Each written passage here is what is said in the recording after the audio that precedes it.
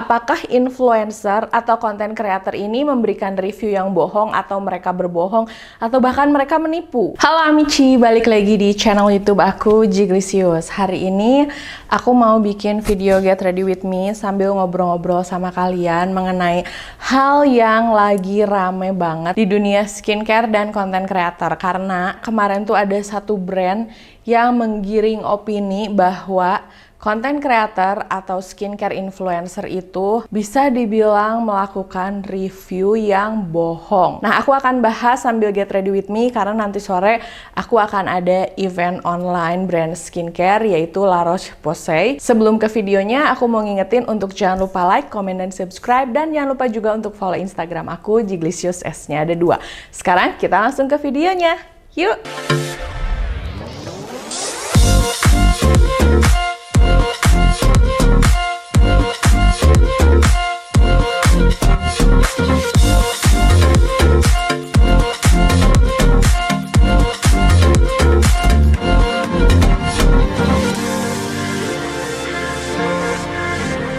Ini tuh masih kayak pagi banget, masih 6:30, dan aku mau dandan dari sekarang karena hari ini lumayan padat buat aku, tapi aku sekalian get ready with me sama kalian. Untuk step pertama ini aku pakai Studio Tropic. Selalu basahin wajah kalian kalau kalian mau mulai make up. Kayak nanti aku pajang tulisannya biar kalian nggak nyangka kalau misalnya aku mengada-ngada ya. Jadi ada sebuah brand yang bilang katanya mulai hari ini mereka akan berhenti melakukan endorse. Terus mereka menjelaskan fungsi endorse itu apa. Jadi seolah-olah mereka tuh kayak menemukan bahwa belakangan ini banyak banget testimonial mengenai skincare dan makeup mungkin yang palsu karena si endorser atau orang yang membuat reviewnya itu dibayar. Nah, katanya hal ini tuh dilakukan untuk melindungi para pengguna skincare supaya nggak mendapatkan review bohong mengenai testimonial skincare. Dan campaignnya tuh oke banget, katanya pengen ngajakin teman-teman untuk review jujur baik buat diri sendiri atau orang lain. Di sini juga mereka ngejelasin, nanti aku pajang gambarnya mengenai visi misi mereka, terus mereka jadi bingung sendiri katanya apakah reviewnya jujur atau enggak. Dan dari semua postingannya, dan pertamanya pada saat aku ngeliat postingannya aku berpikir bahwa kok ini aku merasa kayak terpojokan, seolah-olah dibilang bahwa review yang aku lakukan itu enggak jujur karena kalau misalnya mendapatkan bayaran. Oke, ini step keduanya aku pakai primer yang Pixi. Pada saat pertama kali aku ngeliat, aku pikir oh mungkin akunya aja kali ya yang terlalu serius menanggapinya. Padahal kan itu terserah mereka aja. Cuman maksud aku gini loh, sebenarnya kampanyenya itu bagus banget ya. Karena si kampanyenya itu untuk mengajak orang berhenti melakukan review yang kasarnya tuh nggak benar. Tapi kenapa harus bawa embel-embel mengenai reviewer yang dibayar, dan itu tuh benar-benar kayak menggiring opini kalau semua orang yang dibayar itu melakukan review yang bohong. Dan embel-embelnya itu mereka bilang mereka akan berhenti melakukan membayar endorse karena mereka nggak mau melihat atau mendapatkan review yang tidak jujur. Yang artinya kalau misalnya reviewnya ada embel-embel uang atau dibayar, itu artinya nggak jujur. Nah, jadi pertanyaannya gini loh, apakah influencer atau content creator ini memberikan review yang bohong atau mereka berbohong atau bahkan mereka menipu? Oke, seperti biasa aku pakai color corrector dulu.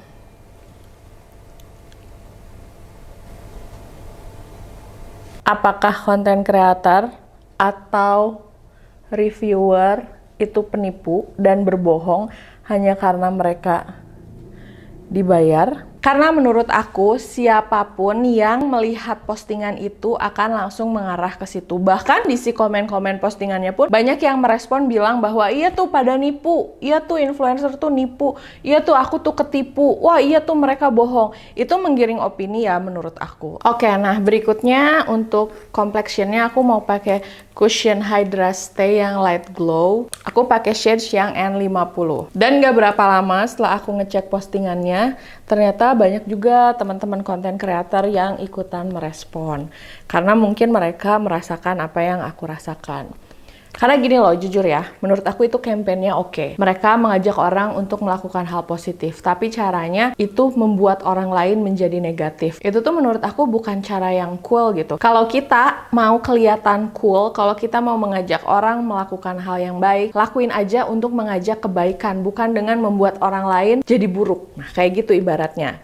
Nah, pas aku baca-baca ternyata hampir sama dengan yang aku rasakan, apa yang diomongin sama teman-teman konten creator juga. Nah, kalau aku sendiri, ini aku pribadi ya, aku kan sering banget melakukan review skincare, mencoba berbagai macam skincare untuk kulit wajah aku. Tujuan aku untuk membuat review itu sendiri adalah aku pernah jerawatan parah, dan saat jerawatan aku kebingungan mencari skincare apa, dan apakah skincare A bagus, apakah skincare B bagus, sampai aku jadi kayak stres dan bingung sendiri kan. Makanya akhirnya aku memutuskan untuk membuat channel YouTube yang isinya review skincare. Berikutnya aku akan pakai concealer di under eye.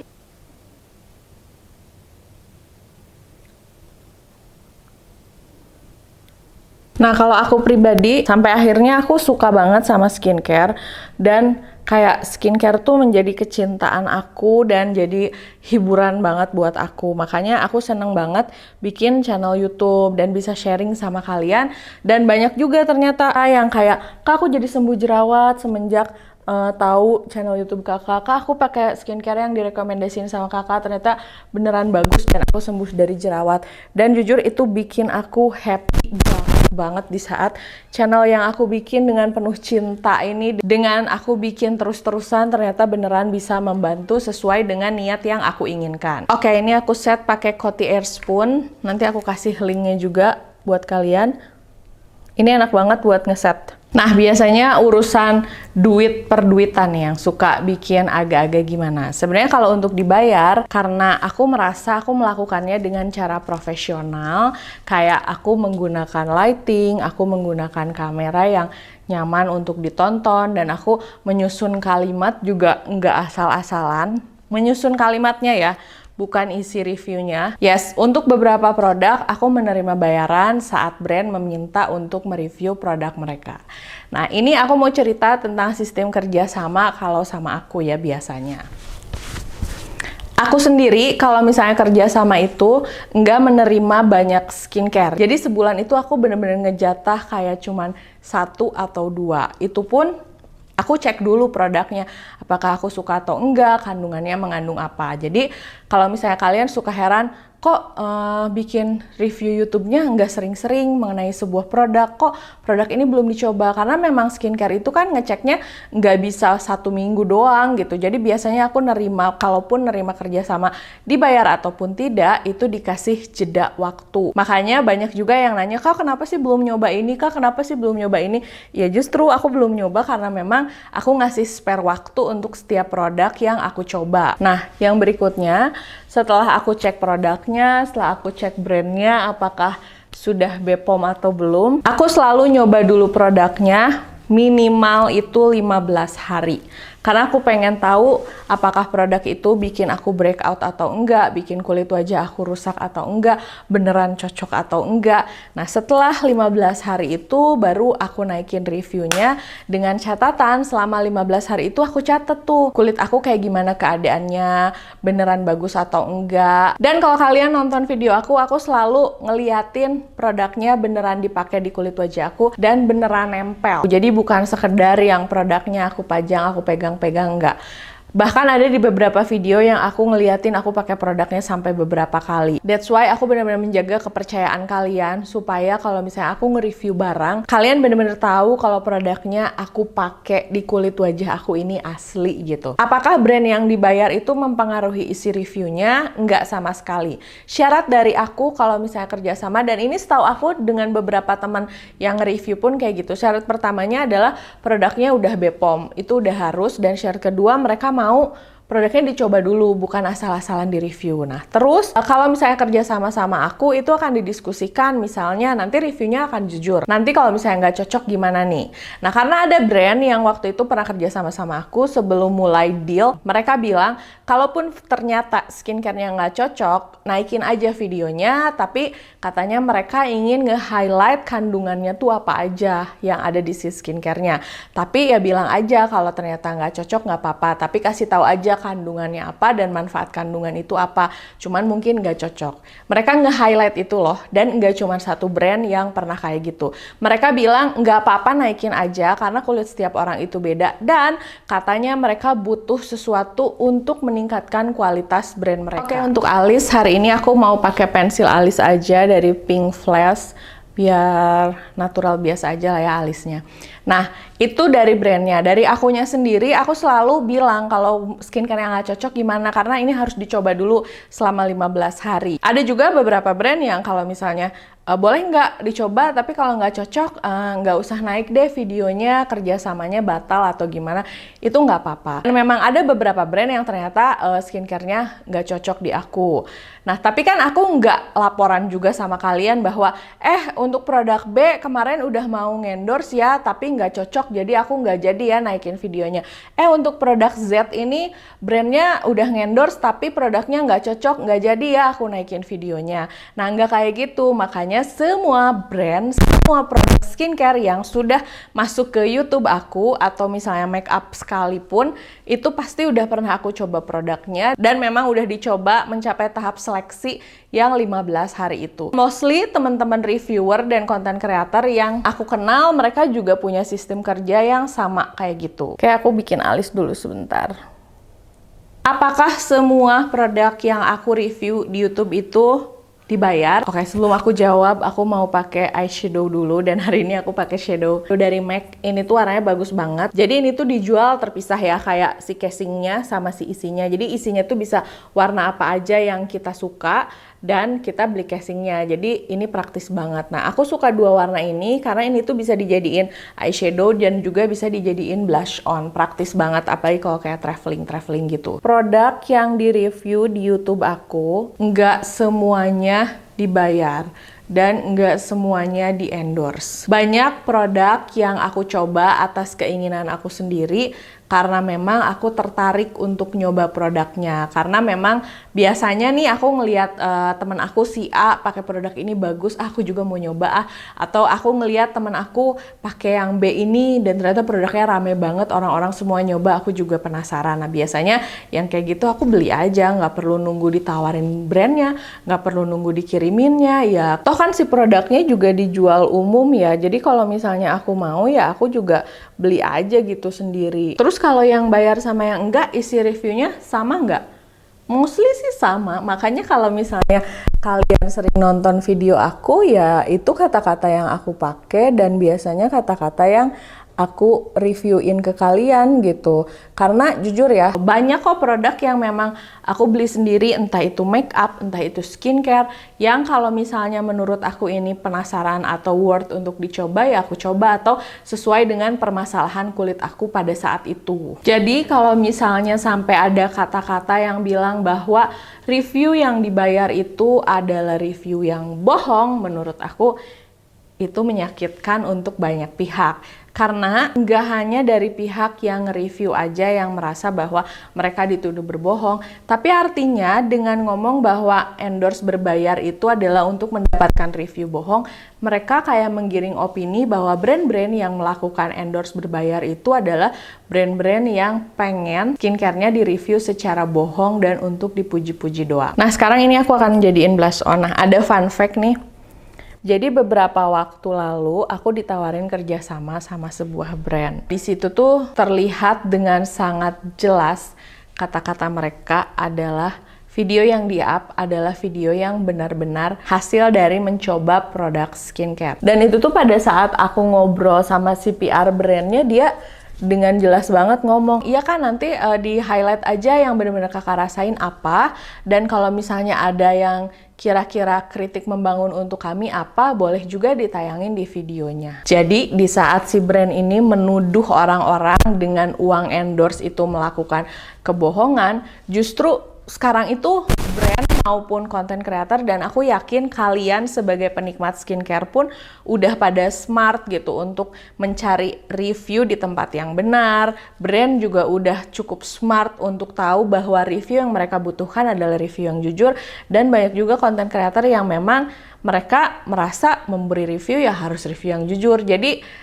kalau misalnya memang si brand ini mau mengajak orang untuk melakukan sesuatu yang positif, jadilah positif. Tidak perlu membuat orang menjadi negatif, tidak perlu pointing finger sama orang bahwa oh lu kan gini-gini, lu kan gini-gini. Nggak perlu kayak gitu, apalagi hal yang digiring opininya itu nggak benar gitu. Makanya banyak teman-teman yang nge-review juga keberatan dan dinyatakan di si akunnya bahwa mereka keberatan terhadap statement itu. Tapi kemarin ada juga sih waktu aku ngebahas ini yang nge-DM dan bilang bahwa tapi Kak, memang banyak juga kok orang yang nge-review dengan cara yang nggak benar. Oke, kalau untuk yang itu mungkin ya namanya hidup ya, selalu ada yang positif, ada yang negatif, itu juga mungkin pasti ada. Nah, disinilah peran kalian sebagai orang yang pengguna skincare dan sebagai para pengguna internet untuk bisa lebih smart mencari sumber yang lebih terpercaya. Jadi ya kalian sendiri kan punya keputusan untuk mempercayai si A atau si B. Kalian bisa ngeliat, oh ini review yang menurut kalian masuk akal atau enggak. Kalau endingnya yang reviewnya gitu-gitu aja, buat apa dong dibayar? Berarti dibayar buat apa? Bukannya dibayar itu memang buat ngebagus-bagusin brandnya ya? Nah, ini banyak yang salah kaprah, bikin semuanya menjadi semakin blunder. Banyak yang nyangka, ini aku sambil pakai eyeshadow ya. Banyak yang nyangka di saat reviewer itu mereview produk dan menerima uang, artinya yang dibayar itu adalah kata-kata reviewnya, isi dari reviewnya. Padahal enggak, yang dibayar itu adalah waktunya. Waktu nggak bisa dibeli pakai uang loh. Dan yang dibayar itu juga peralatannya, kayak lampu, kamera, lighting. Ini aku tahu kalian pun pasti sama kayak aku. Kayak aku pribadi, aku sangat suka nonton video dengan lighting yang bagus, sound yang bagus, dan gambar yang jernih. Dari mana itu didapatkan? Tentu aja itu dari equipment yang bagus-bagus gitu. Dan menurut aku ya dibutuhkan biaya untuk membuat konten yang bagus. Jadi kalau misalnya permasalahannya kalian menuduh ya uang itu buat apa? Uang itu tuh ya buat isi reviewnya dong apa. Nah, sistemnya nggak kayak gitu. Dan ini tuh hal-hal yang banyak di speak up sama teman-teman aku yang nge-review juga. Menurut aku ini, kalau aku pribadi, aku sangat suka sama reviewer. Karena di saat aku beli kamera, aku beli make up, aku beli skincare, bahkan di saat aku mau beli daging aja secara online, aku ngecek dulu nih reviewnya. Nggak harus dari yang reviewer profesional, dari siapapun aku selalu baca reviewnya, dan menurut aku review itu sangat-sangat bermanfaat. Nah, apa yang aku bahas di sini kemarin banyak juga dibahas sama teman-teman aku, dan mereka kayak, oh kok gini ya, kok malah nuduh-nuduh ya, kok malah kayak menggiring opini yang negatif ya. Mungkin juga sih setelah aku baca-baca, ya tujuannya kembali lagi, itu tuh kan marketing dengan biaya sangat murah.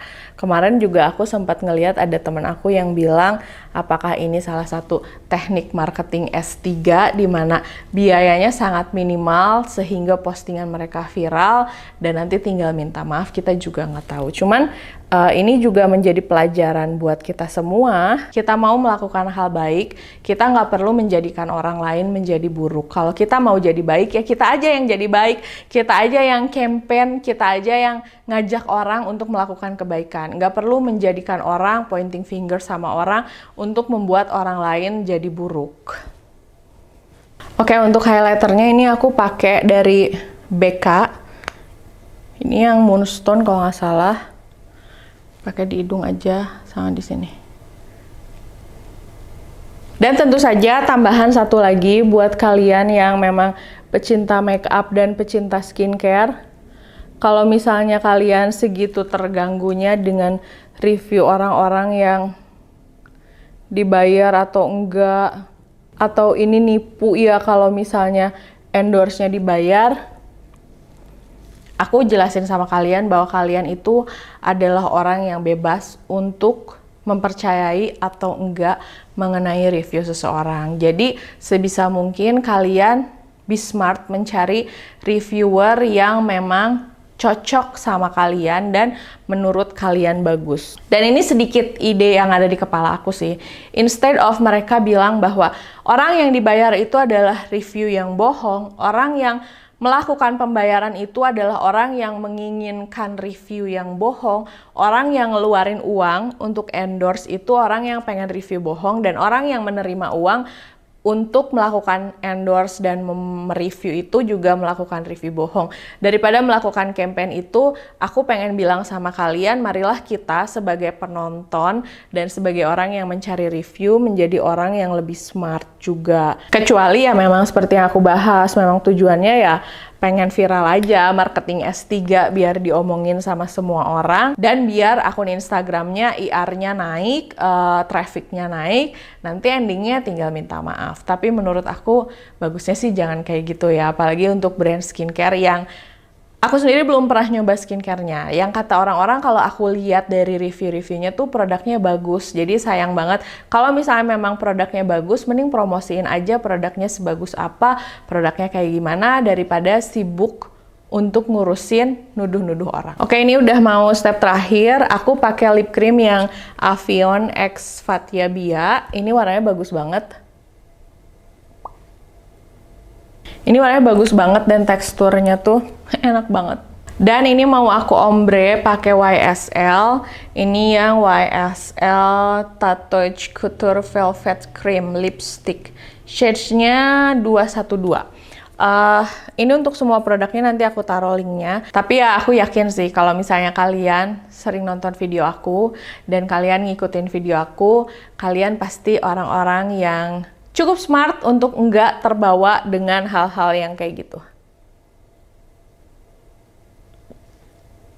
Oke, nah jadi ini hasil make up-nya. Nanti untuk produk-produk yang aku pakai, aku tulis di description box. Makasih udah nemenin aku get ready with me sambil ngobrol-ngobrol. Dan setelah nonton videonya sampai selesai, kalian boleh ngebahas apapun, kita bertukar pikiran, dan kalian boleh tulis di kolom komentar, oke? Makasih udah nonton videonya dari awal sampai selesai. Jangan lupa untuk like, comment, dan subscribe. Dan jangan lupa juga untuk follow Instagram aku, Jiglisius, S-nya ada 2. Sampai ketemu di video berikutnya. Dah. So, ini aku nulis di akhir-akhir setelah videonya diedit, dan ternyata si brand tersebut udah mengeluarkan permintaan maaf dan konfirmasi. Tapi menurut aku untuk permintaan dan konfirmasinya itu agak sedikit membingungkan, karena di saat kemarin mereka bilang nggak mau melakukan endorse berbayar, sekarang mereka bilang bahwa mereka akan melakukan endorse berbayar. Padahal yang menurut aku harus digarisbawahi, banyak konten creator yang merasa tersinggung bukan karena masalah dia tidak akan membayar lagi, tapi di saat dia bilang bahwa endorse review berbayar itu sama dengan review yang fake. Dan dari semua penjelasan yang dia kasih di postingannya itu, menurut aku itu blunder dan justru membuat orang makin banyak bertanya.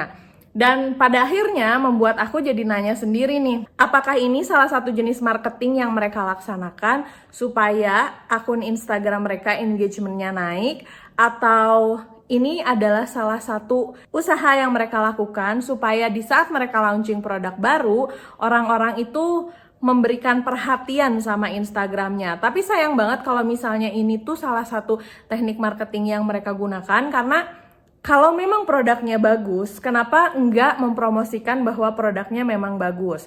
Kalau memang produknya se-works itu di kulit para customernya, kenapa enggak itu yang dikedepankan? Kenapa harus menyerang skincare reviewer ataupun brand lain yang melakukan endorse berbayar? Itu amat sangat disayangkan sih.